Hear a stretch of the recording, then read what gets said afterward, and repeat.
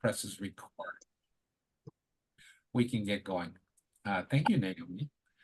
So now I'm going to turn it over to our district membership chair, Connie, and everybody just waiting to hear from Connie. Go ahead, Connie. Good morning, everyone. Thank you for taking time out of your busy Saturday to join us today. So we do, like Benson said, we do have a jam-packed agenda today. So first, we're going to start off. So these are the topics we're going to go over. First will be attraction with AG Ryan Kawamoto. We're going to go over membership models with PDG Sandy Matsui. Then membership leads with Alan Kamimoto, Wendy Hornak. We're going to go over tension and engagement with AG Al Whelan, I'm sorry, and Jay Sattenstein. And then we'll be having Q&A and breakouts in between. But then we'll be doing going over club experience with Benson Medina. He's our DGN. And then we're going to go over new clubs with PDG Nalani Flynn and Wendy Hornak. So first off, though, I'd like to start off introducing, for a few words, we have our District Governor, Ted Fagel. Welcome him. Thank you. Thank you, Connie. And thank you for your leadership again this year of our district membership committee. Greatly appreciated. Thank you for bringing us all together with your committee members this morning to do this. And thanks to everybody who's participating this morning. As Connie said, we really appreciate you taking time out of your busy Saturday morning to share and learn with each other about membership. I just wanted to start by saying a couple words about why membership. Every year it seems like we start out talking about membership and membership and membership. But why do we do that? Well, we do that because membership allows us to have a greater impact in our communities. The more members that we have, the more engaged that our members are, the more that we can do projects, a larger number of projects, bigger scope projects. We have a bigger impact in the communities where we live and work. When we have a bigger impact in our communities, what happens? We have more visibility in our communities. People see us out doing things, wearing our Rotary shirts, and they say, hey, this is really cool. What is this Rotary thing that you're part of? And that gives us an opportunity to share our stories with them. And then if they're like-minded individuals, they'll say, oh, I'm interested to join something like that. And that opens the door for us. Having that greater public image also helps attract new members because they see they want to be part of us. And then when we have more members, what else happens? We have more financial resources. We have more people who are able and willing to donate to our Rotary Foundation. Part of that money that we donate to the Rotary Foundation comes back to us to do more projects so that we can have more impact. And so it's really a circular wheel that all of these things kind of start with membership and enable us to continue to have greater impact, greater public image, greater visibility. What happens when we don't focus on membership? Well, the downside is that our clubs begin to age in place. They begin to shrink. They get smaller and smaller over time. What happens? People get burned out. They even get to the extent of closing down their clubs. And unfortunately, in our district in the past year, we've had 4, maybe 5 clubs that got to that point, that they just were burned out. They didn't see a way to continue to be a separate club.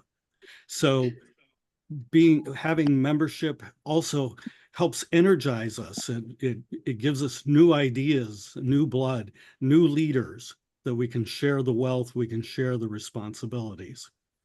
Our incoming, well, not incoming anymore, our Rotary International President, Stephanie Yurchik, has given us all a top-down goal all around the world. She's asked every single district around the world to add 100 net positive new members between now and the end of this fiscal year. So if you think in Hawaii, we are about 50 clubs. 100 net positive members means that on average, we need every club to have 2 more members at the end of the year versus where you're starting the year. I think for most of us, if we really put our minds to it, if we put some action plans in place, that shouldn't be an onerous task. There must be at least 2 more people in the communities where we live and work who would be interested in the kind of projects that we do, being part of something bigger than themselves to have an impact in our communities. Along with adding new members to our clubs, we're also we have an aggressive goal to form new clubs. And by new clubs, I mean satellite clubs, companion clubs, passport clubs, impact clubs, whatever you want to call them. Most of these will be companion or satellite type clubs that we can start with as few as 8 members. And these may be people that want to focus on a particular cause, or they want to meet at a different day and time than our club normally meets. It's a way for you to also grow your club membership by sponsoring a satellite or a companion club.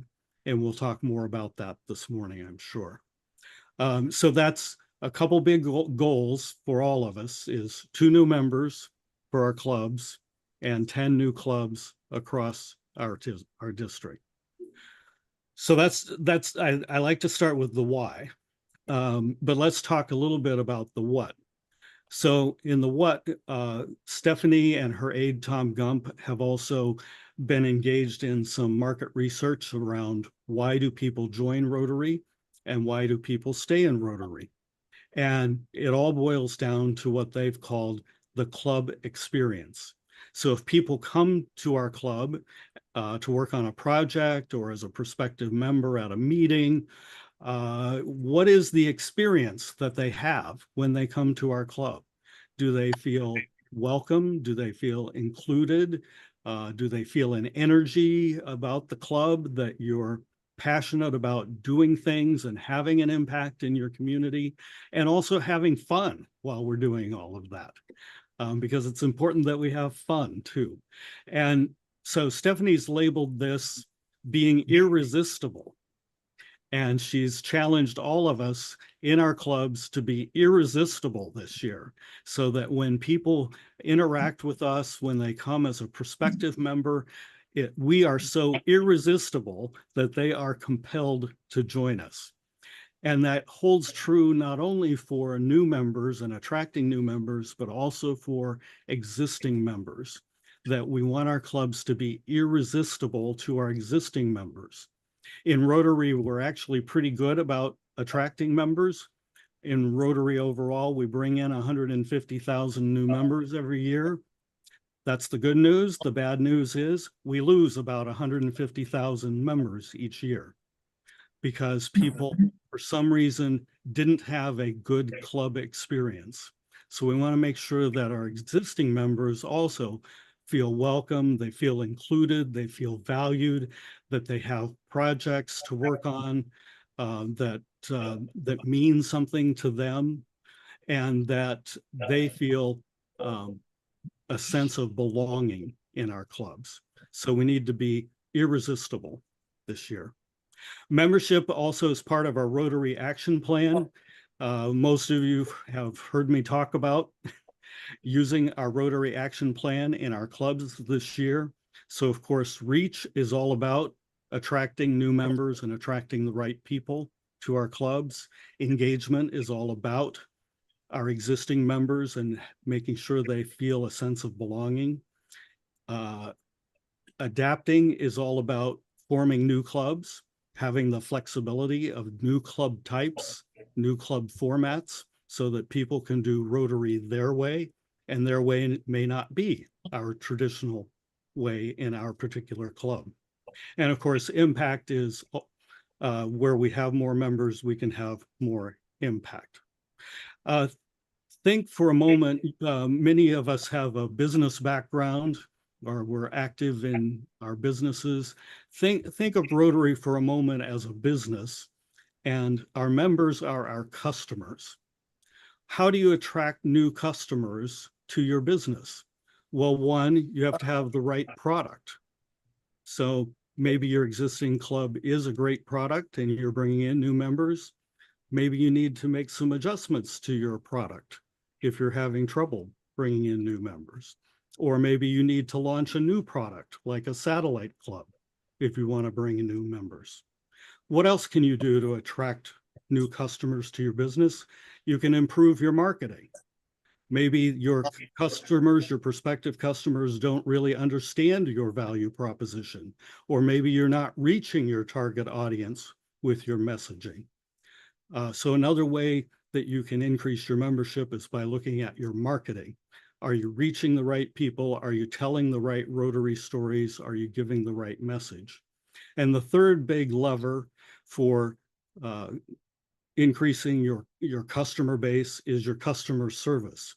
So once somebody's bought that product from you, are they having a good experience? Is the customer service you're providing valuable to them? Is it meeting their particular needs, and is it being done in a timely fashion? So think about that as we go through the morning of, do we have the right product? Can we improve our product? Do we have the right marketing? Can we improve our marketing? Do we have the right customer service, or do we need to make some improvements there? So that's a little food for thought. Again, thank you. And I'm looking forward to lots of great leadership from our membership committee this morning and great discussion among all of you as club leaders. Thanks. Back to you, Connie.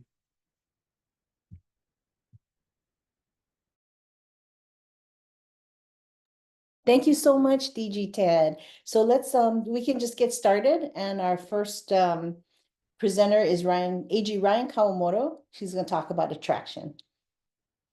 Good morning, everybody. I'm just going to get my PowerPoint up and running. Okay, everybody see that okay? All right. Great. All right, so I'm going to talk about attracting new members. Now, Ryan, we can see all your notes. Your notes. Yeah, we're seeing your notes presentation. okay, I hate when that happens, guys. Oh no, right there in the top left, the swap. Oh shoot. Sorry about that, guys. So while Ryan's doing that, if everybody can put in the name of your club in your name in your video box, that would be great. Top left, that swap display. There you go. Got it. Yep. You know, we did a rehearsal and it was fine before. Okay, good morning, everybody. Welcome to Attracting New Members. All of the content that you will find in this presentation today, I got it from the Rotary Learning Center. So that's a great resource. And what I've done is I've distilled everything down together into this presentation. So we're going to move kind of fast. Okay, so here we go. Now remember, every new member amplifies our impact in the community. So remember that. Now, remember also that your members' guests and impressions will be affected by how welcome they feel, whether they have a sense of belonging in your club, how much they find that they're engaging in your meeting, your event, your social gathering, or your service project. So that's something that really should be in place as you're attracting new members. Also, one thing to think about is, do you have a welcoming club culture, especially when guests and potential new members come in, especially to visit your club or to see a service project? So I just wanted to go over really quickly some really quick tips on that, such as, hey, when a prospective member comes and visits you at any event or a club meeting, you know, introduce yourself, introduce them to others. You know, maybe there's somebody that is designated to help them feel comfortable, help them find a seat or get to know other people. And the most important thing, and I'm sure this will be emphasized later, is follow up with them afterwards. Now, I did want to mention this because it was heavily emphasized in the Rotary Learning Center that, you know, when we have members coming into the club, that the club's experience is heavily influenced by whether they even feel like, hey, I could be a part of this club or belong to this club. So if someone already feels excluded, even if it's not even intentional, they could have a negative impression of the club. So just remember, like, please avoid assumptions about a person's background, profession, education, gender of romantic partner, or really anything else. And really being inclusive means acknowledging that people are different and, you know, respecting those differences. Now, I have a fun video that I'm going to share with you that was shared with me years ago at PETS. And this is a video on what not to do maybe when a potential member comes to visit your club. So let's take a few minutes to watch this.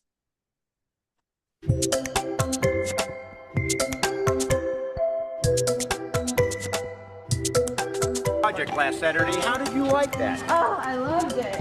It was so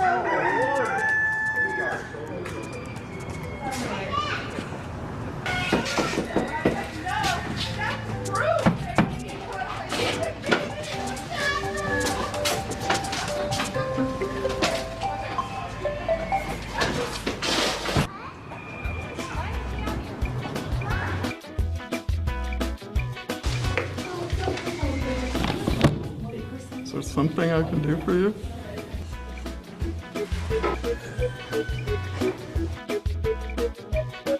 Oh,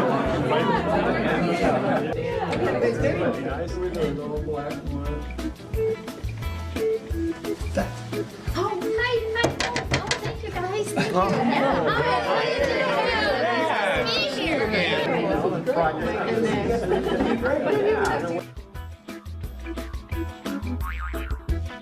And crashing our little private party. Just kidding, buddy. We have William Billobin back. Actually, it's Bill Ballenbeck. Well, you know, with a name like that, you need an instruction manual. Am I right? Am I right? Yeah. Oh, and well, it says right here that Bill is an attorney. That's just what we need, right? Yeah. Another attorney telling us what to do. Yeah, actually, I do probate law. That's all right. Sit down, Bill. If we let this guy keep going, we'll be here all night. Am I right? Am I right?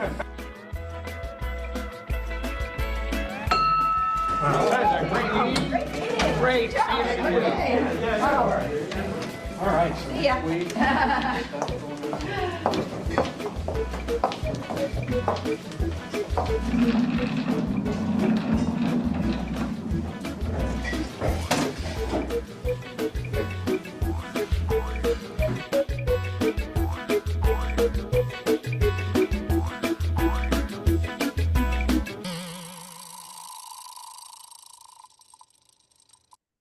Okay, so I know none of you guys do that, and it was just a fun example, and it's a little exaggerated, but just something to keep in mind as you guys are, having new members or potential new members visit your club. So just a fun way to illustrate that as well.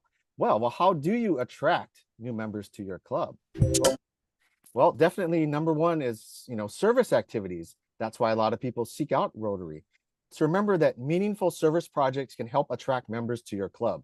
So make sure that, the projects you're doing and promoting, they're relevant and they really address needs in the community, and they involve local residents that are affected by the issues.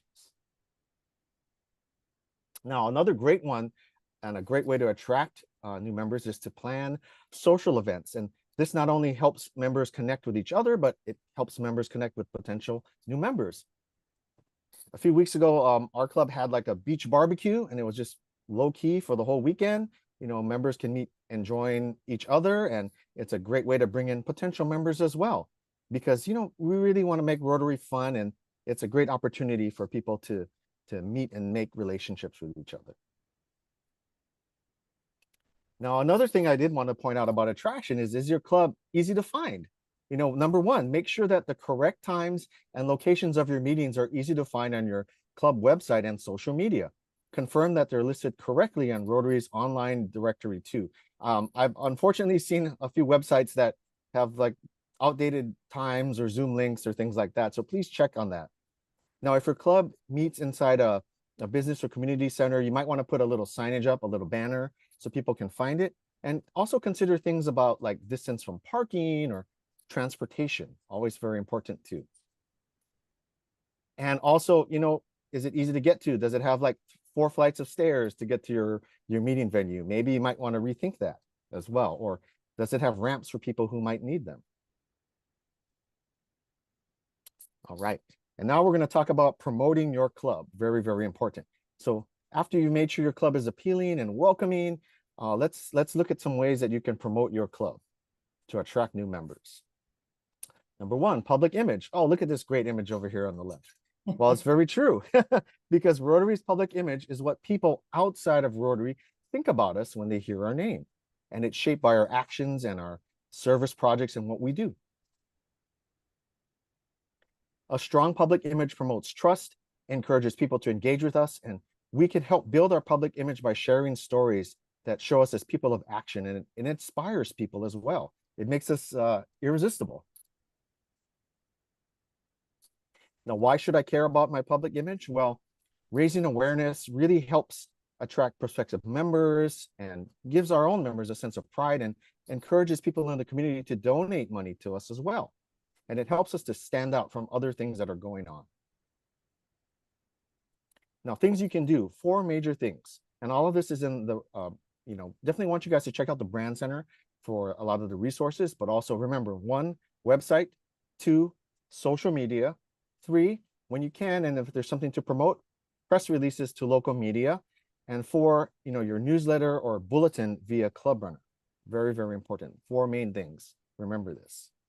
And we will share these slides later. Now, think about the content that you're putting in there. Consider who you want to find your posts and who you're targeting and what you're promoting it on. You want to portray something that, has a story to tell. Can you show the issue, a solution, and the impact that your club has made? And another great best practice, always designate somebody to take videos and photos at whatever project, event that you're doing and to post them. Very, very important. Always have somebody taking photos. Now, looking at our website, your club website is like the first place that potential members actually come to visit. So make sure it's updated. Now, Club Runner is a great way to build your website. Oh, look at this good-looking gentleman here on the right for the Rotary Club of South Hilo. And you can see they were promoting an upcoming event and even have like a button to click on to register for their event. So very good. Now, social media is another very, very important tool because you can connect with audiences outside of your Rotary audience. You can share what's going on with your club projects and invite followers to learn more, and you can link to your club website. Now, social media is how millions of people find information and get their news. So it's a very, very powerful tool. And it really helps you to raise awareness about your club. You can even get more volunteers who are not even in Rotary to your service projects, and then maybe they'll get interested and stay. We've actually had this experience in many, many clubs. Now, you just don't want to just post stuff randomly and all over the place. So you definitely want to have a little bit of a plan when you're doing this. So one of the things that you can definitely do is set some goals. Maybe you want to do things like, oh, I want to increase engagements by about 10% this year, or maybe I want to bump up my attendance by creating Facebook events or activities, maybe by 10%, or maybe you want to increase followers on your page, by 10%, 15%. So these are all things that you should kind of sit down with your public image committee and figure out. Also, you want to make sure that you're choosing the right platform. You don't have to be on every platform. And think about maybe what platforms are more widely used for the people that you want to target and how it relates to them. Obviously, maybe like doing dance videos on TikTok might not be the best way for your club to promote themselves, but maybe something like Facebook will, and we're going to get into that. So what platforms might be best? Facebook is a great way to reach our audience. I'm sure many of you have it, and I know many clubs in our district have it, but I'm just reminding you that, hey, it's a great place that you can showcase videos, photos, news, and events. And you can also do boosted posts. Sometimes we'll do this for events, if there's when we had our district membership rally, we actually did some boosted posts to like get more people out there outside the audience. And it's very inexpensive. It can just be a couple dollars to reach several hundred people. And it's targeted in your area. Here's just a quick example of our Rotary District page. And you can see they had an event here about Hawaii Food Bank and links about, hey, are you able to help out? We need more volunteers. And a link to get right to the volunteer and registration page. Instagram is another great way to use it. Instagram is very visual. It's photo and video, but it's very, very, very good for video. And it's not really made for text-only content. So another great way to get people engaged. Here is some screenshots. This is just a screenshot, so I can't show you the videos on here right now, but highly visual medium, and a picture tells 1,000 words. I also like to talk about LinkedIn a little bit because people on LinkedIn are very much into business and very business focused and are interested in building business relationships. So let's say that maybe that's one of the focuses of your club, getting more business members into your club. That is a great platform to promote on if that is something that you're looking for. Okay, and of course you have to decide what you're going to communicate. One thing I did want you guys to remember quickly is that people who are not in Rotary may not also know what a lot of our acronyms are. So maybe they're not going to know what does PETS mean, or what is an AG, or things of that nature. So be sure to explain these things when posting. Things I want to say is, make sure that you show posts that show people engage in a project, or maybe do a blog about a guest speaker, or photos about a project and what people got out of the project. And post regularly. I would say a good amount is maybe 1 to 2 times per week. So I think that's like the bare minimum you guys should do. So think about that. Press release. Now you can get more information on this, and we'll share the slides afterwards as time is sort of running out. But I do want to share one really quick example where you can share a press release about maybe a service project you're doing. You can write everything out. You can send it into the media, like a news station. If you have photos or video at the event, you can send that to them as well. And then sometimes they'll get it on the air. So I wanted to share with you just a couple seconds of something I helped Eco Rotary with a few years back for Genki Bowl. For Hawaii, you're watching the KHON2 News. Making a dirty canal fishable and swimmable. That's the goal of one local nonprofit that's striving to achieve. The Genki Alawai Project has teamed up with the Eco Rotary Club of Kaka'ako to introduce bioremediation technology to make the Alawai cleaner within 7 years. More than 200 volunteers molded balls made of clay, soil, rice bran, and a special solution at getting rid of the sludge at the bottom of the canal. You're working. Okay, and that press release was actually, they just read the press release that we sent them. They just basically read it on the air. So, and all the footage we sent them. Now, Club Runner, this is a great way to connect with potential members. Update your website, and then it updates your bulletin in the stories. And we send it out on a consistent schedule. We often put prospective members on our mailing list, and they're up to date about what we're doing every week or 2 weeks, and send it out on a consistent schedule. Here are some resources here. The main one really is the Learning Center. There's a lot of courses there that you can take, and all the information came from this. And with that, I am finished. Oh, right about 15 minutes, I think. So what we're going to do now is we're going to do our breakout session. If you guys could jot down these notes for me. I have 2 questions that we're going to work on in our breakout session. One, how do you promote your club to the general public and prospective members? Be curious to hear what clubs are doing, and maybe that'll help share ideas. And 2, how can you make your club more attractive to prospective members, more than what you're doing now? Maybe other ideas you have that can really kick it up a level. Now, in your breakout sessions, please designate one member of your group to be a spokesperson when we rejoin the main group. So one person should be taking down all the notes for everybody's ideas, okay? So we'll put this in the chat as well, but I just wanted you guys to take a moment to digest that. I will stop the share, and I will let our facilitators set up the breakout rooms. And they'll tell you how much time you have too. Are we going with 10 minutes or 8 minutes? Maybe 8 minutes, so we have a little discussion time. Okay, here we go.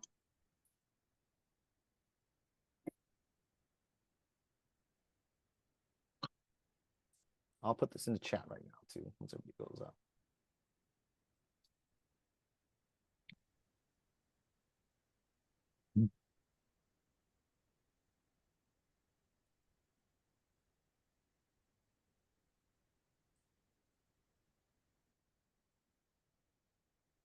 Okay, I guess everybody's back. Just making sure everybody's back. Okay, we're going to share what we did in the breakout room, and each group or each room, you have about a minute each to just give some of your answers. So let's start with room 1. which was Alenka's room. Can you guys go ahead and tell us, how do you promote your club to the general public and prospective members? And go ahead, whoever is the designated speaker. Yeah, thanks, Ryan. I spoke first in the meeting, and so in the breakout room, so I was assigned the speaker. So, first of all, that was a fast 8 minutes, so which is exciting. It means everyone's engaged. One of the things that came out of our conversations was the location matters a lot for where your meetings are going on, whether it be over in Kauai, over in Honolulu Bay. They're actually meeting at a mini golf course every once in a while to kind of bring the public back into it more, allow people to engage. We in Kaneohe, we started meeting this year at the Waikoloka the fish pond that we work collaboratively with. So it becomes a dynamic space for people to come to, and not just just part of my assumptions, not just a restaurant or a meeting room or something like that, but something different, something destination based. And then there was also talk of, and this was a great idea, is just when you're not doing your official Rotary meetings, but you're doing more socials or just public events, for creating an event page on Facebook, on your Facebook page, and creating it as an event, and having all your members click they're going, whether they're going or not. So it boosts the algorithm, so it gets out to more people in the community that might be interested in that type of thing. And then, with enough savvy social media people on your committees, they can go in and find out who's liking those, who's clicking on them, and then reach out. We can have people reach out directly to prospective members that way as well too. So I think that's a minute. Yep, very good. Thank you, John. Glad you're here. All right, let's go on to group number 2. That was Alan and Alan's group. Okay.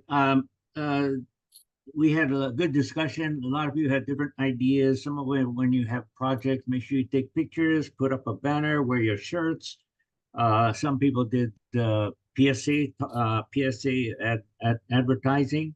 Another club actually focused on certain schools to make it a better program. A lot of clubs did peace bowls, and joining small clubs together and just kind of working together on projects. Thank you. Excellent. Did you guys do the how can you make your club more attractive? We didn't have time, sorry. Okay, no problem. Okay. What I'll have you guys, maybe if we can all share all of this afterwards, if there's a way we can share it. I think that would be great to have it on paper. Okay, next, group 3. I know Lane was in that room, so whoever your designated speaker was, go for it. I can do it. Okay. This is Stephanie from Lahaina Sunrise. So all the clubs that were in our group are pretty good about being transparent on social media, like as far as like what events are going on, or just the sort of week to week, what's going on in the weekly meetings, trying to engage people through social media. And let's see, as far as like, and keeping the website up to date and making sure like emails are sent out for what's coming up or any needed information from members, to attract more members, monthly socials, just kind of more in-person socials together. I know COVID sort of made us all kind of step back from that. So I think everybody's trying to re-engage with being more in person. And then also the Downtown Honolulu Club invites their speakers to be members, which I think is genius. If they're good enough to be a speaker, most likely they're going to be a good fit for the club. So why not ask and invite them? Awesome. Very, very good. Great ideas, you guys. Great ideas. Okay, let's go to room number 4. I think Connie was in that group and said, oh boy, that group was loaded, but room number 4. Yeah. So we kind of lost track of the questions. So we just discussed advertising and membership. And really, a lot of the people in the group were from the Big Island, and we don't have a huge media presence here or coverage here. So what it came down to was the best way to attract members is through word of mouth, and members of the club talking to people they know about the club and the service projects and inviting them to events, and also wearing Rotary swag like shirts and pins to engage people in a conversation about, oh, what's that great wave shirt you have on? And that opens the door to be able to talk to them about Rotary. And then doing what you can for like press releases and social media. Awesome. All right. Yeah, hopefully you guys get some other ideas out of today to like, you know, maybe try out some new things in the coming year. Okay, let's go to room number 5. Aloha, this is Mike from Honolulu Sunset. We talked about, you know, back what Ted had said at the beginning, you know, each member, if each member, active member, just recruited one person this year and kept them, you know, we would beat our goal, you know, handily, right? And I think everybody knows one person that they would, you know, that would be attracted by what we do. I think most human beings are looking to make a difference in the world. They just need a channel, a vehicle to do that. And that's what Rotary does. Another idea that came up, which that was really great, is one of the clubs, when you have a new member, they give them the T-shirt, like the Rotary in Action. So when you do service projects, you get it. And I know as a new member, I didn't really know, how do you get one of those shirts? It, you know, it seems like it's obvious that as a new member, it wasn't really obvious where to get one. So I thought it was great that making sure, you know, that you give the, you know, a member gets that. And like many people have talked about, we talked about the website, you know, and I think Ted said in the beginning, that's oftentimes the first impression that people get. And if the website's outdated or there's nothing on the calendar, it kind of makes you think, well, maybe there's not a lot going on, and you kind of look elsewhere for, you know, the opportunity to serve. I think that may be close to my minute. We talked about other things though. That's great. Yes, update that website. Great. Let's go on to room number 6. Oh, good morning, Glenn from West Honolulu. We discussed in regards to pretty much what everyone has been saying, using social media and having social events and telling members to invite guests or friends or family or whoever to these social events to kind of so that we can discuss about Rotary on a social level. In addition, we also mentioned that to make the club more attractive to others, of course, having the speaker, notifying who the speaker is, and having what we call stimulated speakers who have in topics to talk about that's kind of current, and also speakers who's known throughout the community. So that way you get, you know, you can advertise and get that. And also a good idea that came up was that to make more attractive is to ask the prospective members or potential members what they're interested in. You know, kind of learn from them why they want to, you know, why they want to join Rotary or why they did join Rotary, but to kind of engage them in that. And so that way the club can then customize, you know, the new members. And so, but yeah, so that was what we mentioned in our time. Awesome. No, that's all good stuff. All good stuff. Okay, let's go on to our last group, group 7. Room 7. Robert from North Hawaii. I don't know who set these rooms up, but it seems there's only 4 of us in the room, and we were all small clubs. I don't know if that was why we all were all matched, but anyway, it was kind of interesting topic. We all seem to be going through the same thing, have lost a lot of members recently. So the main thing on promoting clubs was probably social media, like everyone else has said. A few in our group, including ourselves, have kind of lost access to our social media. So we're going to start from scratch, rebuild websites.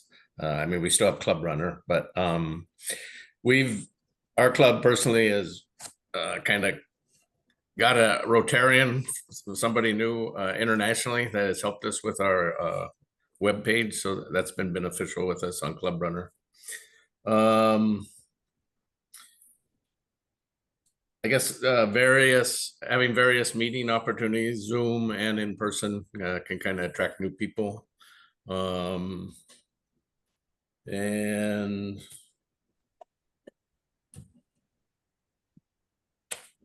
I don't know, that's kind of all we talked about. It seemed to have gone really fast, but Okay. Excellent. Okay. You know, I know you guys may have had other ideas that you couldn't share. So what I'm going to do is I'm going to put my email address in the chat, and all the speakers, what I'd like you to do is to email me all of the answers that you guys said or couldn't even get to. So there's my address right there. And then I'll compile it and I will give it to Connie, and we can take a look at that and disperse that, because this is really about sharing information. Oh, I'm sorry. And I guess we can do one question. Rick has a question. Hey, Ryan, thank you for allowing me. I didn't get to share something with the group, but one thing that two of our newest wants to join our newest member, which is I feel is huge, is that they really like Rotary from what they saw, and we never promote this. It's huge. It's the four-way test. When they saw the four-way test at our meeting, they were like, "Wow, that's what I want to be a part of." And so I think it's not just for our club. I think that sometimes we basically preach to the choir, but the four-way test, we know all about it, but there's the public out there really doesn't know what the four-way test is. That's something probably that we should need to take a look at more, and we as a club should talk more about it, because that is huge, I feel, in the community to understand that. So thank you. Just wanted to share that out there. Thank you, Rick. Thank you for sharing. And my email is also in the chat. We went really fast, so I can answer any questions afterwards, because my portion is out of time and we have to get on to the other section. So email me those answers, and if you have any questions, I'd be happy to help answer those. All right, back to you, Connie. Okay, thank you so much, Ryan. That was awesome. And thank you, everybody. Great ideas. So next we have Sandy, PDG Sandy Matsui, membership models. Aloha, everyone. Can you hear me? We hear you. Yeah, okay, awesome. And as Connie said, I just like to share with you just some information about exploring membership models in Rotary today. And as we just heard from Ryan's presentation and the interaction you folks have, one of the wonderful things we share as Rotarians is that we share common values, right? And a passion for service. But each one of our club really offers a unique experience and culture. So if you are looking to start a new club, and as you heard DG Ted say earlier, he would love to see us start 10 new clubs in our district, or maybe you're looking to make a makeover for a fresh new look and feel for your own club. Now, in order to do this, you're going to need to make some decisions on three things. One is the club type. Second, the club meeting format. And third is the club model that you're going to use. And keep in mind, all of these things are very flexible. That as you do this, and as we start exploring, I'm going to ask you to reprogram your thinking about this topic. So get your thinking gears going, but maybe get the gears turning a little bit of a different direction, okay? Rather than trying to fit people into a membership box, let's focus on the needs and the interests of your perspective as well as your current members, and let's create new opportunities and club experiences that are going to be appealing and exciting to them. Oops. So in the forefront, all of this is going to be flexible. There are no absolute right answers and there are no wrong answers. Okay, so let's keep that in mind and let's start exploring. So the first thing that you're going to need to do, and can I ask three of you to unmute, please? Jay, Nalani, and Wendy, do you mind unmuting for just a minute?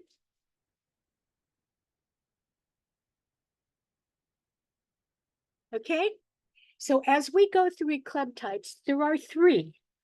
You find that there are traditional clubs, and most of us are a part of traditional clubs that have been around for over 100 years. A second type are clubs for young adults and college and university students who are seeking opportunities to develop their leadership skills and to develop professionally. And third, and here's a type that you might not be as familiar with, members or even prospective members of a Rotary Club or a Rotaract Club can work in collaboration with their home club, their sponsor club, set up their own meetings, have their own projects, their own bylaws, and their own board.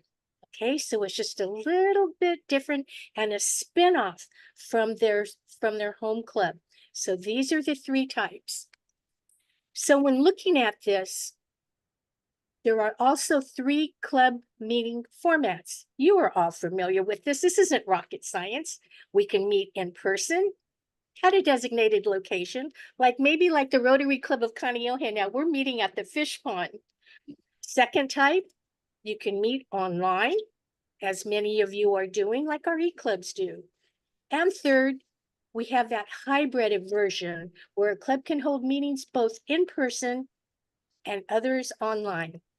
Okay, so we've got three club types and three meeting formats. So those of you I have asked to unmute. Wendy, are you there, Wendy? Yes, ma'am. Okay, if we've got younger professionals and university students who want to get engaged with Rotary, maybe become effective leaders working with professionals and networking, what type of club might be the best suited for them? Give me Rotaract for 100, Sandy. Okay, you got it for 150, Wendy. Good job. And Jay, how about people who are looking for friendship, service, and other networking opportunities? That would be more of a traditional club. Very good, Jay. You get 150 points too. And Nalani, what about those people who maybe aren't as happy with the traditional club experience and they'd like a different experience, like maybe a different meeting format or a meeting time, something different? What kind of club might be the best suited for them? That would be your satellite club. All right, gosh, we've got an amazing team of people in this group that are just so smart. So let's then look at different formats. How about a face-to-face, people who believe face-to-face interactions are an important part of a meeting experience? Traditional, in person, online. Nalani, you want to take that one? Sure, that'd be, traditional. You'd like to get and see people and talk story. So that would be my meetings format. And your club is that way, yeah? The Rotary Club of Waianae. Awesome. Yes, it is. So that would be in person. Yeah. How about for people who are frequent travelers or people who have difficulty attending in-person meetings? What type of format might be the best for them? Jay? Online would be the best way if you're traveling. Great. And Eva, I see Eva Gold is here with us today. And she's actually in Las Vegas from what I saw in the chat. So that's why these online versions are a perfect opportunity. Wendy, how about people who enjoy in-person but maybe appreciate the convenience to meet online? That would be hybrid, Sandy. Good job. I'm so proud of you guys, and everybody, you need to know we had to practice this so they got the right answers. But good job. Thank you for your participation. So now that we've taken a look at club types and we've taken a look at different kinds of formats, right? And there are three of each. Let's go over 10 examples of club models. These are just examples, everybody. You can choose from these, or you can choose to create a new one, brand new, that aren't even on this list. So the first one we've got, and we've already talked about this, we have traditional clubs. A second club model type that you may or may not be as aware of, passport clubs. There are actually clubs who encourage their members to frequently visit other clubs, go to other club service projects, their events, their socials, and come back and report. But they do have the criteria that they need to participate in a minimum number of home club meetings. That's a passport club. But let's go from there. How about people who are passionate about a specific cause? Or people who might have a particular interest or hobby. I can think of ladies in Rotary who are terrific on making Hawaiian quilts and would love to donate them. Wouldn't that be a great hobby club, right? And then club members who happen to work for the same employer. That could be a corporate club. And there are 5 more to take a look at. You know, we have a lot of former Rotarians, Rotaractors, or program participants who've been engaged in Rotary who can become a part of an alumni-based club. Or maybe a club that meets, let's say, twice monthly for service projects and occasionally for social events or functions. We have many folks in our islands who speak a common language, but it's not the dominant language of our district here, of English, right? We could start a language-based club. Or how about getting those people together who are from different countries, right? That could be an international club. And last but not least, we could actually start a district-wide club comprised of people who live within our district. Maybe they are current members, maybe they are members who have been who were former members engaged, but who are looking for a different experience. We could actually create district-wide online clubs, right? Keeping in mind that all of this is very, very flexible. There's no absolute right or wrong ideas, but here are some examples of scenarios. So can I ask 3 more people to unmute and maybe help me out here? Let's take a look at Colonel Allen. Can you unmute for me? And Okay, I'm here. okay, how about PDG Roz? Would you mind unmuting? And PDG Dick Moscow, can you unmute? I promise these are really simple questions. But let's take a, if you haven't met PDG Dick Moscow, he's a good person to get to know. Dick, are you there? I'm here. Okay, so let me give you a scenario. Suppose we have retirees or people who are looking to retire and, you know, create their new adventures in life. They want to meet new people. They want to still make a difference in the community, but maybe they're not as physically able as they used to be, maybe in their younger days, but they can be generous donors. What type of club model or club models might be appealing to this group? Depends. Three could apply anywhere from alumni, cause-based, or interest-based. Very good. Very, very good. Or even a traditional club, many of these people might be interested in too, right? So there's no single option. So that's a good answer. There are different kinds of models that we can look at here. Thank you for sharing that, PDG Dick. PDG Roz, can you help us out on this one?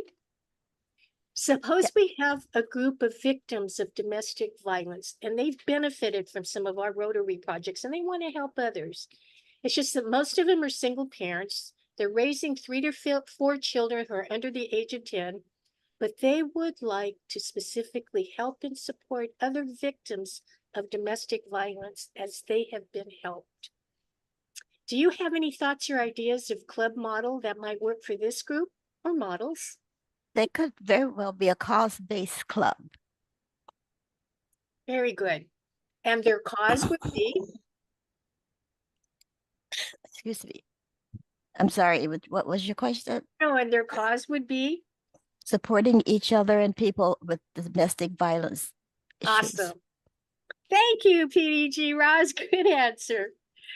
And then we have a third scenario. Colonel Allen, can you help us with this one? We've got military personnel who often come out to help us with our service projects when they are stationed on island. Sometimes they're here, sometimes they're not, but when they are here, they are very active in engaging with our service projects. What kind of club model might be appealing to them? It'll probably be the service-based club, satellite, maybe a satellite club, service-based. Yeah, so a satellite club that is service-based because they're all in the military. Yep. Very good. And here's one that I think many of us can relate to. What if we have former or even current Rotarians who are losing interest in Rotary and they're not as engaged in the club as they used to be?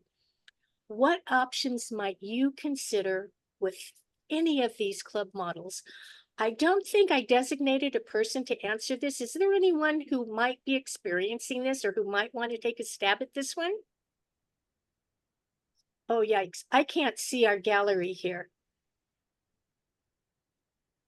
I'd say Is that- service based. Yes. Yes, who is that? This is Robert from North. Okay, Robert, you want to take a stab at this one? What do you think, Robert? Well, I think service based, so you can get them back re-engaged and doing something for, in the community, That's a good one. or interest based, I guess. Or interest-based, sure. Alumni based. What was that? Alumni based. Alumni-based, that's another good one. Any other suggestions? Sandy? Yes. I want to add that there are different membership models that you could have in your club. So even regardless of what type of club it is, someone could be in your club as an associate member, or it could be they can be senior active with a lower dues amount. One club has a Zoom membership where they only come on Zoom to the meetings. It could be that they are giving their time on projects in lieu of coming to meetings. So think about the membership type as well. Corporate memberships where they would alternate who goes to the meetings.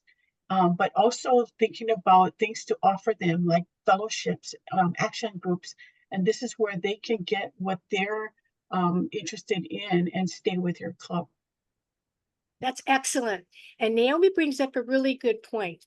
You know that you have the flexibility with your membership types, right? For example, you know, some clubs have a membership category for retirees, for families, for young professionals or new professionals. There's a lot of different categories that you can create as a club. So this just kind of goes to show that when you're looking at forming a new club, or if you just want to give your own club a makeover, you can start looking at different options that are available to you. And there are many, many resources that are available. We will make this list available to you along with the other resources that we're sharing with you today so that you can just click. And the beauty of Rotary is that if we have a question, they have already created answers for us, either in the Learning Center or resources that we have access to. Yeah? And so with that, I just want to thank you for joining us to explore Rotary membership models. Keep those in your mind as you continue the process of either expanding your club's membership, right? But doing it from a focus of what's going to be appealing to the prospective members or even your current members. And with that, mahalo, everyone. Turning it back to you, Connie.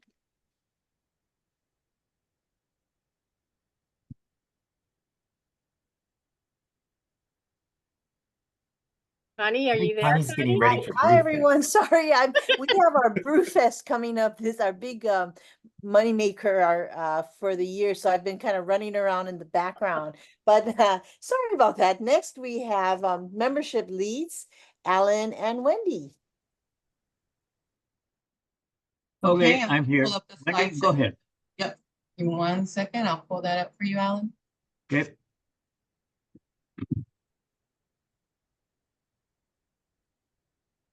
All right. Let me share my screen. Hold on. Well, all of you on this meeting, most of you will not get involved until you actually get a lead. But I wanted to get everybody a good idea of what's happening with the membership leads and what it is. So this is just a broad brush on what the membership leads program works. Oh, wait, sorry. Give me 1 second. I'm sharing the wrong thing. Hold on. Take your time. See, I'm having technical difficulties for once. All right, here we go. I do apologize for the delay. Not a problem. Okay, there we go. My Zoom was in the way. There you go. Can you see that now? Yeah, but you also have the next slide there. Doesn't matter. Oh, you have to do that switch screen option on the top. Oh, yeah, sorry.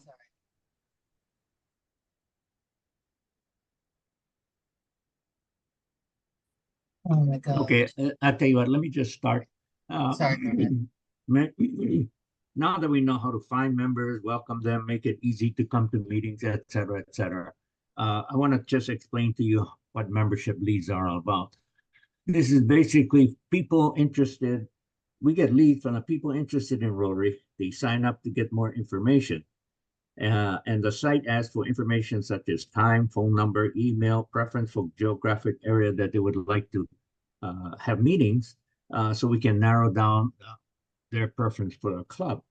The district membership committee gets these leads and it passes on to the AG in that area, because basically the AGs kind of know what kind of clubs in their area.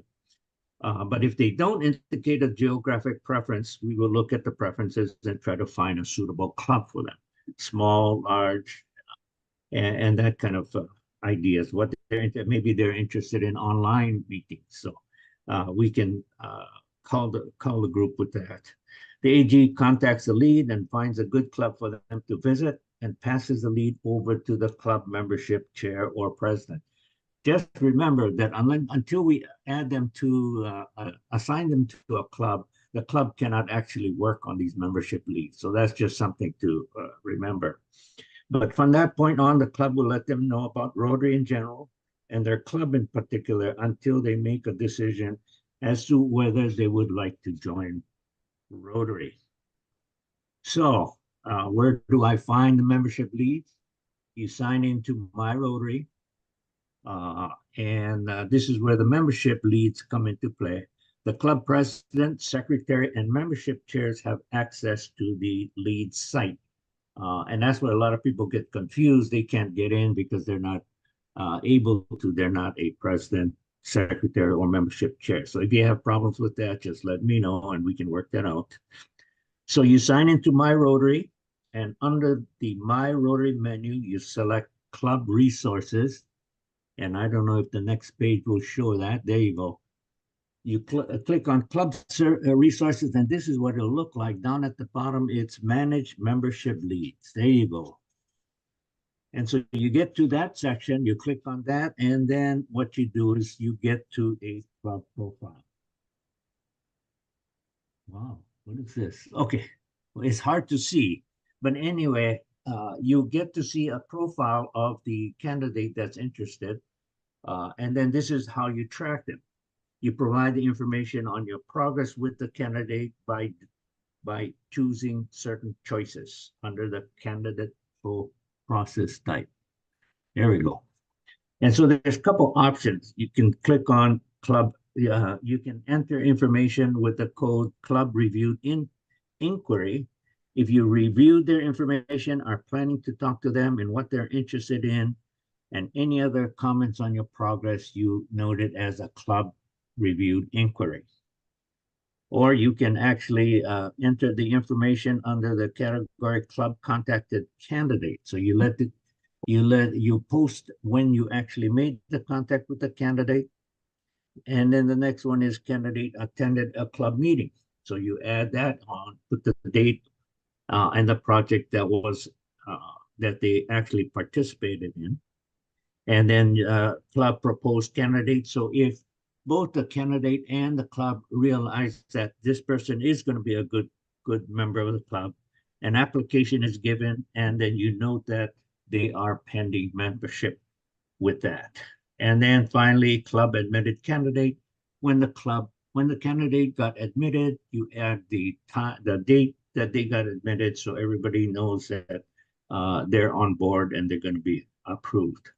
But you have to remember that your initials, you have to add initials to your note for the comments. So that way we know who actually posted the notes and we can follow that up. This allows me or your AG to track the lead and possibly help in making the connection between the candidate and a suitable club.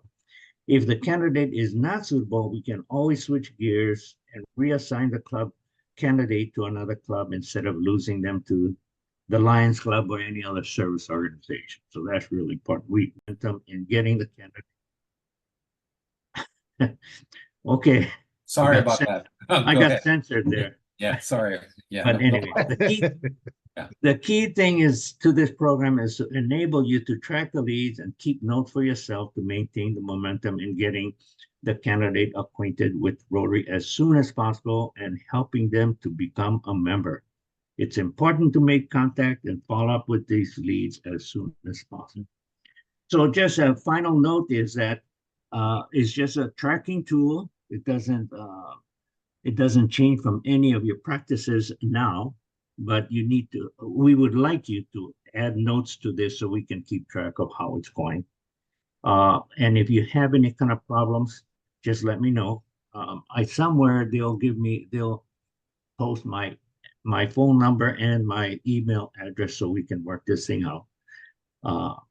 So I know this is a lot of stuff to learn, but you'll get involved when you do get a candidate assigned to you, and then you work out the program. And if you have problems, please let me know. But when you do get assigned a candidate, I will send the AGs the profile of the candidate and also instructions on how to follow these. Because I know you folks you won't remember what I just told you just now. But anyway, help is on its way anytime you have a problem. Just use it because it is a good tool to use. And that ends my presentation. Okay, thanks a lot, Alan. That's great as usual. So we had Naomi had to leave to go to an event, and so did Connie. So I will be your master of ceremonies for the rest of the morning.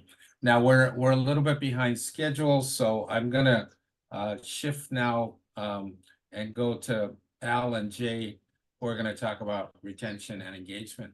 Go ahead, guys. Okay. Thanks, Benson.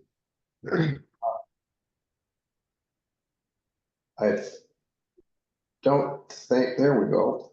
Okay. Jay Sattenstein and I are going to talk a little bit about membership engagement and retention. As Ted mentioned earlier, our track record is for every member we bring in, we essentially lose one. And if we're going to have net gain in membership, not only are we going to have to be attractive, but we'll have to continue to retain the people who come in. Some of the retention or the reasons that people leave are involuntary. They may move out of the area, have health issues, have family issues, and for the most part, just making sure those people know that they are valued and that are welcome back anytime that they are able to come back is going to be important. But they will leave anyway. So how about the people who are still there? Kind of the watchword for this year is becoming irresistible. And I translate that on the retention side into how are we being sticky? What things do we do that keep people engaged in what we do and continue to want to participate, continue to want to recruit, and continue to want to grow? On the next slide, this is something that I think Benson is going to expand on a bit later too. And this is the notion of the club experience and what does that entail? And I'm going to go over this very briefly because I think it's some series of concepts that deserve repetition. When we talk about the club experience, about people sticking with us, they need to find the experience with us enjoyable. They need to have confidence that the folks that are leading the club have their best interests in mind and are reflecting their values. They should be experiencing growth opportunities. So those people who want to not only network with like-minded people, but also continue to explore different dimensions of their own capabilities and how they might provide value to the clubs in different ways have opportunities to do that. A lot of people will say that the relationships that they have to their fellow club members are some of the most important things in their experience and keep them coming back. And providing service, being part of something greater than themselves. And I'm going to expand on this a little bit after Jay talks about the role that the meetings themselves play, which is the majority of the time that we get together, but the role the meetings play in enhancing the club experience. Okay, so we've heard about welcoming members, attracting new members, membership models, and how to use membership leads. Now we must engage the members. We need to make it worthwhile for the members to give up their time to attend meetings. This is both, as Al said, for new and old members. Just adding members and losing old members is not productive. It's important to plan your meetings, structure, have an agenda. It's important for the meetings to start on time and end on time. You should be mindful of the members' time. Speakers and programs, that's why people come. It's important to have interesting programs, vary the topics, and don't have the same topics with different speakers following each other. Have club assemblies. Members want and need to know and have input about the club events, plans and goals, district events, Rotary International monthly themes and goals. Mix up your meetings. Don't only have the same type of meeting. Consider having a Pauhana, a theme with it so that people can have theme and games to make it have fun. Consider Rotary on the road. I know this has been very enjoyable for our club. Visit businesses, nonprofits, government agencies, schools, museums, or whatever interests your members. Engage your members in planning your service projects. Find out who's going to lead the project. Find out what they want to do. Remember to evaluate the limitations of your members, their age, physical abilities, and family and work obligations. It's great to plan a project, but if your members are not able to do it, it's not going to be successful. And when inducting new members, ask them to tell something about themselves. Ask your members to introduce themselves and tell something about themselves. Make the new members feel welcome and part of the club. Also, give the new members a job, the pledge, the four-way test. Make them feel welcome and be part of the club.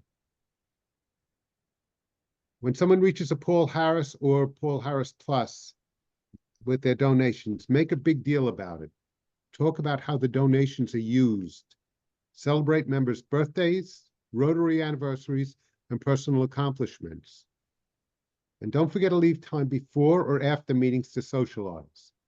Remember, Rotary is a volunteer organization.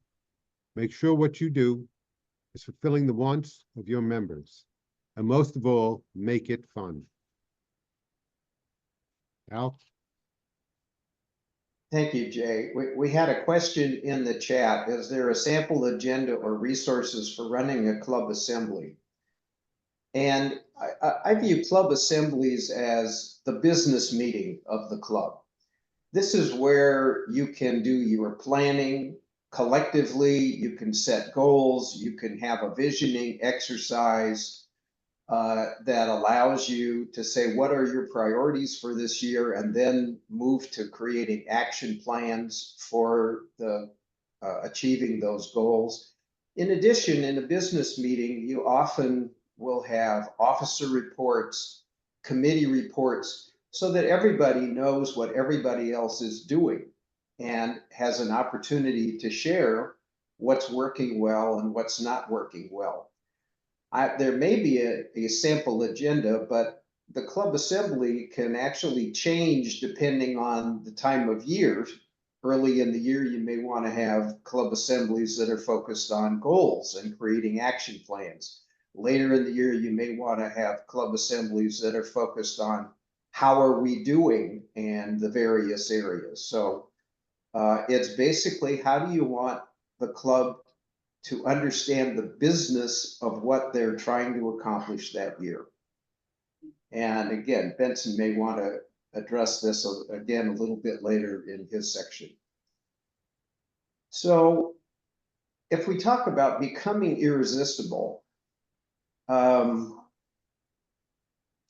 I view this as addressing the issues for each individual of what their own self-interest is. People are going to act in their self-interest. The sweet spot for us is when the self-interest of the individual collides with the values of the club that they are a part of. And this is very different. Each person has a different set of what they want out of the experience of being in the club. For some people, it's the social aspect. Some people, the service aspect. Some people, the growth aspect. Some people, the leadership aspect. But every single individual wants to feel valued. And you have to figure out how that person can express their own view of their of what creates value for themselves, or you won't be able to address it. And this is not a one-size-fits-all approach. We're going to have a breakout in a couple of minutes about creating value, how you understand it, and how the club can address the creation of value. So if the activities that the club engages in reflect their individual vision of what's purposeful, you will create stickiness, because people want to be part of something that is meaningful to them. They want to be part of something where they're interacting with like-minded folks. They want to be part of something where the work is planful, where it has goals that are achievable, where you see results that the community responds to.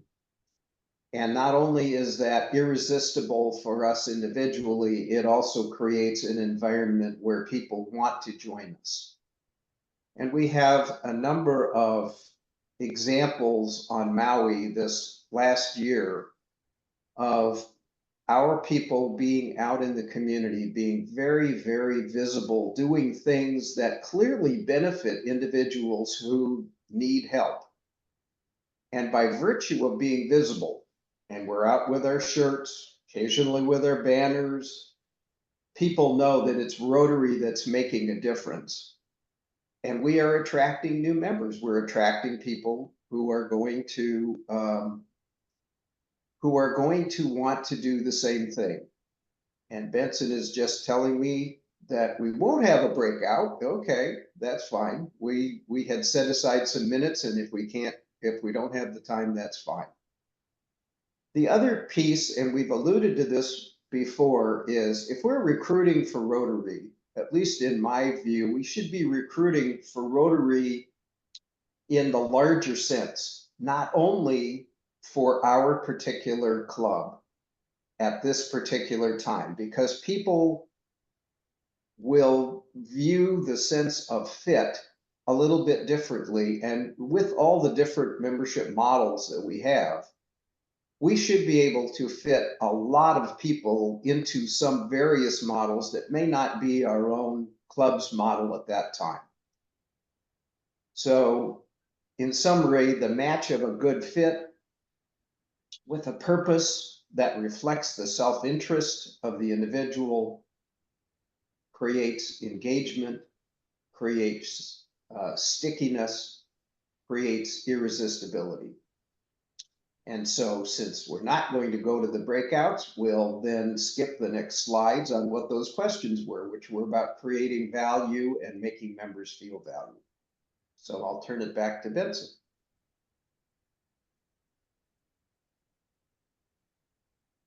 Okay, thanks, Al. That was great.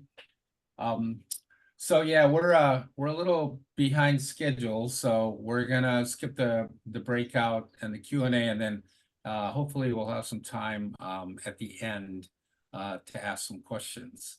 Unless anybody has a question right now, I'm gonna start the next session on club experience. No? Yes? Okay. All right, here we go. Let me get this up here.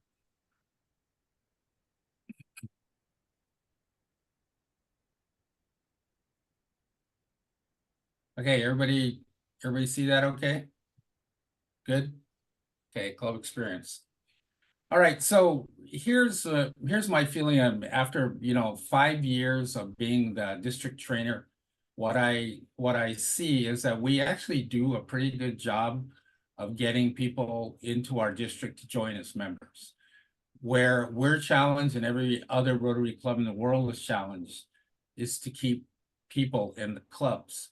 So what I see is that if we want to grow membership, that the key to it is really working on club experience, the exact stuff that Al and Jay were just talking about.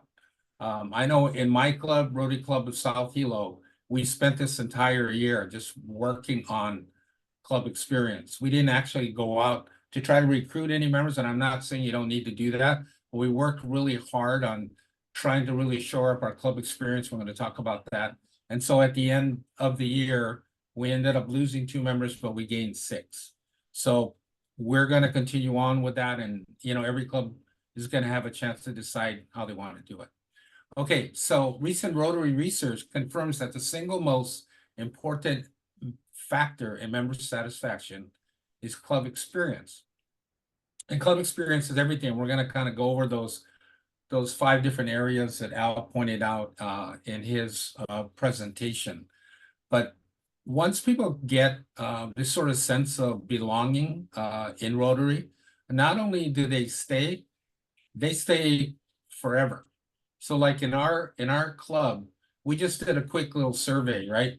How many people in the club feel like Rotary is good enough, meets all of your needs, so that you'll probably stay here for the rest of your life? Half of our members raised their hand. And so then we asked the next question was, okay, so what do you think about Rotary, and we actually did it on a survey, right? What do you guys think about Rotary as a lifetime experience? And some people were basically saying, I'm kind of moving toward that direction because I like it.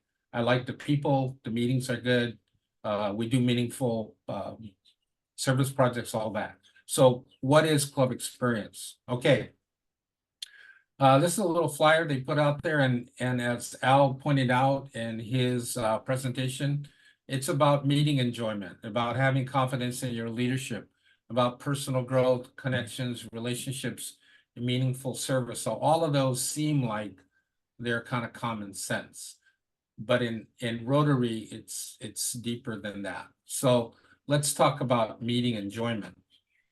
All right. So a lot of clubs basically are doing the same meeting format that they were doing like 50 years ago, right? They ring the bell, they introduce the guests, they do maybe happy dollars, they have announcements, they do the parade, we used to call it, where the foundation chair comes up, the community chair comes up, youth services comes up every minute, makes a little report, you introduce the speaker does their deal. Any other announcements, you ring the bell. You do the 4-way test, you ring the bell, that's it. And they've been following that same format for 50 years or however long they've been. So there's no rules, other than, common sense about things that you can do in Rotary. And so what Jay was pointing out, definitely you can make the meeting fun. A lot of clubs do Rotary on the road. We've done that before. You can mix it up. We've had game day where we just basically played games. What I see, because we have a pretty good mix of our legacy older members and younger members, and I consider actually anybody under 50 younger. that they enjoy the social aspect of it. So a lot of times, even though our meeting schedule time is 12 o'clock, we actually don't start the meeting till about 12:15. Because people are really kind of into it. They're like, hey, so yeah, so what's been going on? What you guys doing? Da da da da da da. Right. And so that we determine that as an important part of our meeting. So we leave it in there, giving people time time to socialize. And a lot of like our older members, they'll actually come early. They'll come like half an hour before the meeting, just so they can get that part in. So last year at Zone, I took a course from Kelly Atkinson, and he's one of the huge membership meeting people in Rotary in our zone. And his comment was, here's a quick thing about meetings, right? Make them laugh, make them cry, make them say that at the end of the meeting when they're walking out, that was a great use of my time. Right? Because it really comes down to that, right? It comes down to when they're going to the parking lot, getting in the car and starting up their car, you know what, was that a good use of my time? Because a lot of people, like, especially if you're still working and you're coming to a meeting at like ours is lunchtime, you got to leave a half an hour early, and then you know it takes a half an hour to get back. So really you're talking about a 2-hour block. So it really has to be worth their time. So think about creative ways in which you can make your meetings enjoyable. Confidence and leadership, right? And so, you know, confidence in leadership is really about, do the people who are running our club, our district, or everywhere, do they know what they're doing? Or do we feel like we're going in the right direction, right? And so part of what we're trying to do with the leadership in our club is to get them focused on, all right, here's our goal. Our goal is to deliver these 5 areas of club experience. Deliver that. Make good meetings. Create a good, strong leadership line. Create opportunities for people to grow. You know, create opportunities where people can connect and have social relationships, and of course, give people worthwhile well, thought that I had a little Biden moment. Work aspects, right? Where we go out there and do social projects out there. So people have to have that, not just in their club, but they have to have that in our district as well. And that's why our district really puts a lot of effort and energy into the development of leadership. And it's a pretty easy equation, right? If the base of Rotary is 46,000 clubs all over the world, if our base of Rotary is leadership, I mean, is our clubs, you know, no leadership, no clubs, no Rotary, pretty simple as that. So I would encourage everybody, if you haven't already, you know, participate in the leadership development that we're doing at the district level. Now we're having a basic 101 level. We have the District Leadership Academy, which a lot of you guys have already gone through. And now we're going to put in a 300 level for those people who are interested in leading at a high level, like district governor. Okay, personal growth opportunities, right? So there's a chance, there's opportunities for people to do leadership growth, to learn things about being a better person. So what I have seen about Rotarians in the decade that I've been involved in it is most Rotarians are lifetime learners, right? Lifetime learners. And one of the things that helps people to stick in Rotary is there's always new stuff to learn. And it doesn't matter where you are in your life. I mean, we have one of our legacy members, Velka, this year will be 91 years old, still comes regularly.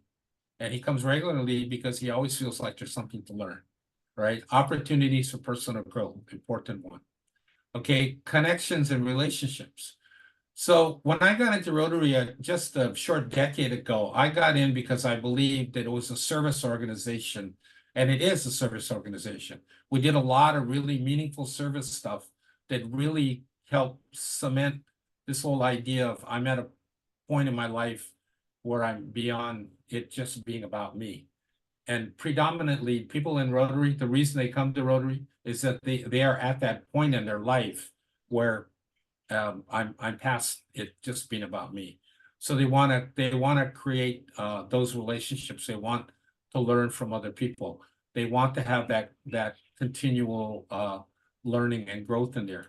So I began to believe that, Rotary was a service organization.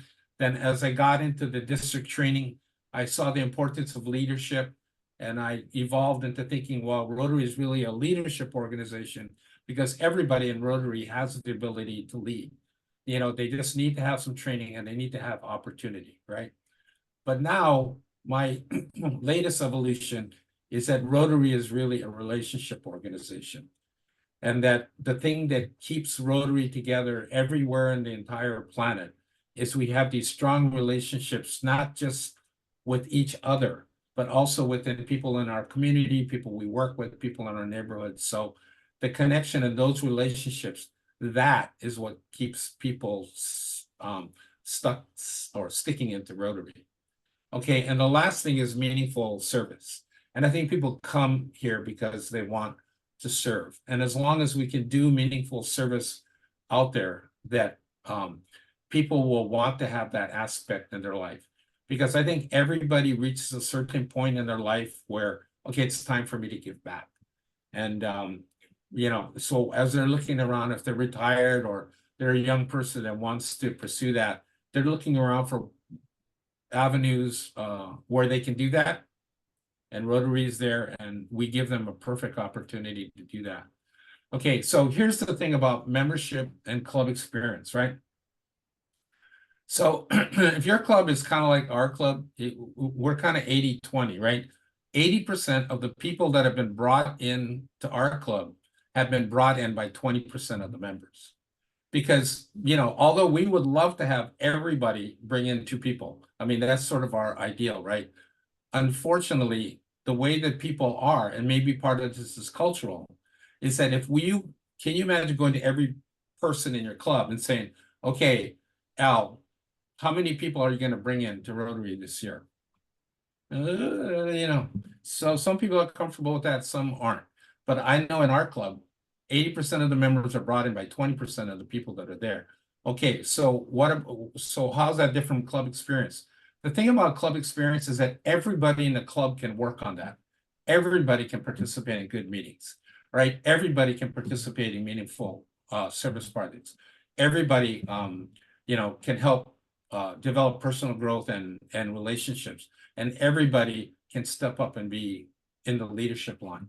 So club experience is something you can engage every single person in the club, and they all can participate in a level that's meaningful and that will help this club experience expand and deepen.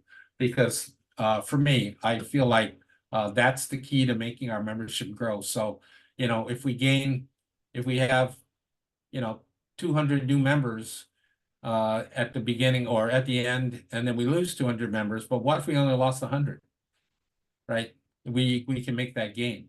So what happens typically is that June we have what's called, Rotary calls the June flush. This is where everybody sort of leaves, everybody's going to leave Rotary leaves at one time, right? So when that happens, if we lose like 100 members in a day from June 30th to July 1, that's club experience. That's not membership, right? I mean, so the membership people did their job. They got everybody in. Our club experience wasn't strong enough to save those 100 members from leaving. So we are going to work really hard on that for the next 5 years. I guarantee you that. So thanks for listening. And now I'm going to turn over whoever is next. I'm going to look at our schedule. And it's going to be Nalani and Wendy going to talk about new clubs. Okay, go for it, Nalani and Wendy. Sorry about that. Thank you, Benson. Thank you, everyone. So waiting for Wendy to put our slide, but basically I'm talking about new clubs because as governor during my year, I started a new club. So I wanted to talk about that experience, as to say, tell your story. So how I started this was I gathered a team together, the assistant governor, the chief of staff, secretary, and myself. And then the question was, is there a need and where? I was the assistant governor for the West Oahu area. We had one in Waianae, Kapolei, Waipahu, Pearl City, Mililani, and Wahiawa, but not Ewa Beach. And I knew that was the area that I need to hit on. So I needed a sponsor club. So I went and knocked on the Kapolei Rotary Club door and asked them, would they be willing to sponsor a new club? And they were. The next step is that I had to find a champion, which was a new club advisor, and that was Marietta Bustamante. And I asked her if she would help put this together. She gathered professional friends and people that she knew and worked with, and that's how we got it started. Let's see, we talked about how we were going to put the plan together and get the word out, the message out on this new venture. We made a list of potential members supported by the Kapolei Club, and I also went and talked to the presidents of the West Oahu club areas and let them know that we were starting a club in Ewa Beach. If they knew of anybody working, living, send them our way. And that was really a positive thing because they were going to be neighbors. And I always view the West Oahu work clubs working together as you do in your area. And this would be another member and neighbor to work with. I'm getting a little nervous over here because of the time. Sorry about that. Yeah, yeah, no worries. No, Lonnie, we got them. No worries. Try to do this in 5 minutes. Okay, then we set up a service. We set up an informational meetings. Let's see, it's right there. Hold information 3. What really helps is to have food. And we gathered people together with food and they came in. And at this meeting, we had an agenda and the team, this was a team, members made presentation. Each talked about different areas. How to run a club, club administration, finance, service project, youth, all these different things.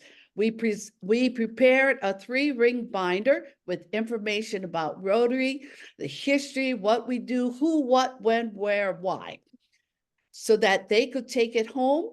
We asked them to give us their contact information, and they must return the binder at the next informational meeting, which was the following week. So we use that as a way of bringing them in. Of course, inform your district governors always should be first. Since I was the governor, I already knew about this, and I wanted to get this club up and running. The other thing we did was, let's see, we completed the documents to start a new Rotary Club. If you look at the application, they have a lot of questions, and this helped the group as they were coming to our meeting, the potential members became, I'll join. And from this group, core group, we had them help us decide who would like to be the different officers, and also when would you like your meeting, what day, what type. And this was important that they decide what they wanted to do. So some of the questions on the application would be like, do you want a website?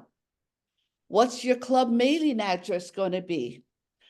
You have to pay dues. So what bank are we going to use? That means we have to open up a bank account. What's your club email address? All of these things on the list would help. Also, Rotary has, let's see, Learning Center that you can learn about starting a new club. They also have a manual on how to start a new club. And they also has a new club checklist. If you follow the checklist, you won't miss out things that are important to start your club. It helps you to cover all the necessary steps for your success. Okay, let me see, what else?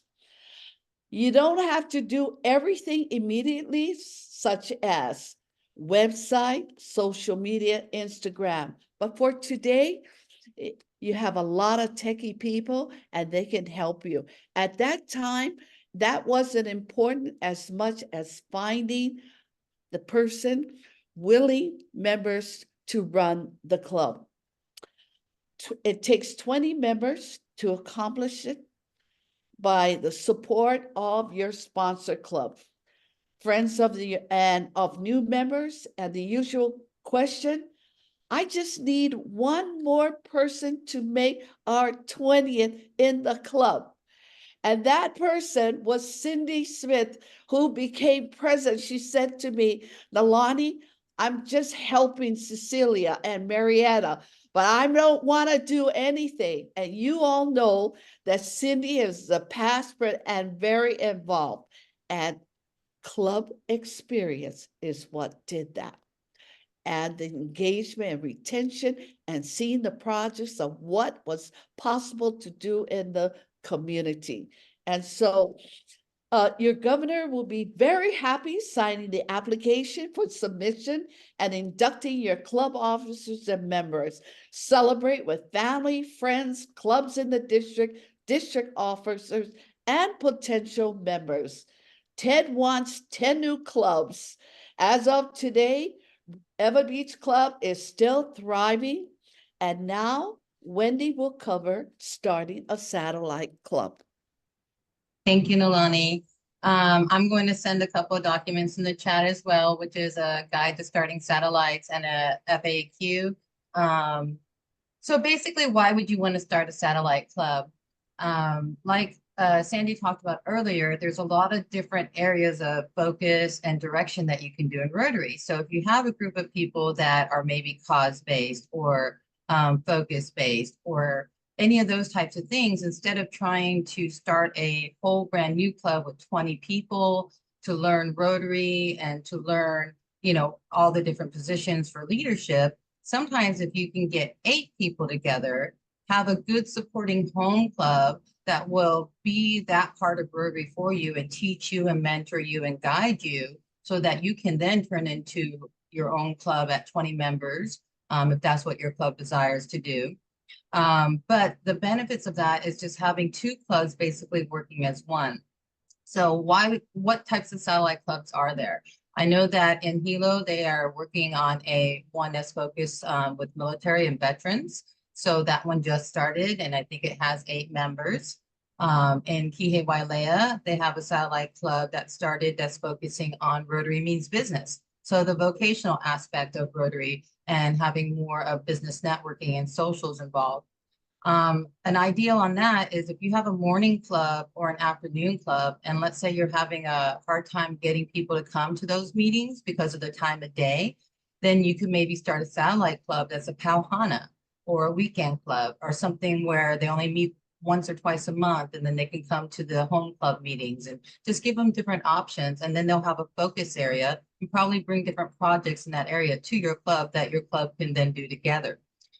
Also, the benefit is it gives the home club more members because you're technically members of that home club. So they have more hands and more people available to do things with them on their projects that a lot of times that they don't have available. It seems a little intimidating, but it really isn't. As for the positions that are required for a satellite club, it's just a chair, co-chair, and secretary. And basically what they're doing is they're grooming you to become a club eventually. So chair is like president, co-chair is president-elect, and of course, secretary is secretary. You can have a treasurer as well. That is totally up to the satellite club, or some clubs that are starting off like to have the home club handle that and then teach them until they get someone for that position. Because as we all know, that's not the easiest position to fill, especially if you want it done properly. So it is nice to have somebody help you, mentor you, and get you up to speed on that. But there are a lot of satellite clubs out there now in Rotary. It became an option that gave us a little more flexibility and ways to bring in members that have different needs, different abilities. And there's all different types of satellite clubs that you can create. If you go online into the new clubs and membership, they have a ton of information out there about satellite clubs. I also provided some facts, which I'll also upload to the website that the slideshows will be at, so you guys can access those, and they're in the chat. And I do want to make sure I give enough time. Oh, this was part of my thing. Sorry, Brett. I'm going to say, see a need, fill a need, kind of like what Nalani said. If you see an area or a place or something where you feel we can do something more in Rotary, these are some options that you can do. I do want to give Sandy a couple of minutes just to discuss Rotaract clubs, because that is another club type that we are looking to work on this year as well. And she has a little more experience with that. So I'm going to throw that back to her real quick. Thank you, Sandy. Aloha, since we're basically, it looks like we are out of time. I just want to just share with everyone. Rotaract is really a viable way for us to increase our membership, right? Because now their membership counts for our district. It's unfortunate that in the past, we had more Rotaract clubs, but I think during COVID and whatnot, we had some challenges in maintaining that relationship with the colleges and universities. So we have 2 Rotaract clubs on the island of Oahu. One is at the University of Hawaii at Manoa, and I'm advising that club. And we also have a community-based club. And I think I saw Nicole here earlier, who's the leader of that particular club. And Nicole is also our district representative. So it is very easy to start a Rotaract club. We can probably have another session or do something else to help you folks who are interested in getting started. If any one of you on the neighbor islands are interested, please contact me. I think we need to get these young people organizations back up and running, especially on Maui, on Kauai, and on the Big Island if we don't have those clubs actively engaged now. I'll put my email in the chat, and thank you for your attention. Benson. Okay, thank you, PDG Sandy. Okay, so we're just about at the end of our couple hours, man. Went by fast, huh? It goes by fast when you're having fun. So I'm going to turn it over to Lane Kohamu, who's going to wind us up for today and take us out. Go ahead, Lane. All right. Mahalo, Benson. Hey, aloha, Rotary Ohana. Thank you for joining the membership think tank. And, you know, just a little bit about me. I've been a past president, AG, district sergeant at arms, district membership chair, recently chief of staff for PDG, Mark Merriam, and the whiskey ambassador with AG Ryan for Hawaii. But most of the presentations are on the bit.ly link that's in the chat. Thank you to, I'd like to give a big mahalo to all of you for joining us this morning. And I would also like to say a big mahalo to Connie for organizing this amazing think tank. A big mahalo to our presenters, Ryan, Sandy, Alan, Wendy, Al, Jay, Benson, and Nalani. So let's all share the magic of Rotary with everyone in our communities and work toward DG Ted's goal of 10 new clubs this Rotary year. Mahalo again, everyone, for taking your time to spend it with your Rotary Ohana, and have an amazing rest of your weekend. Mahalo, everyone.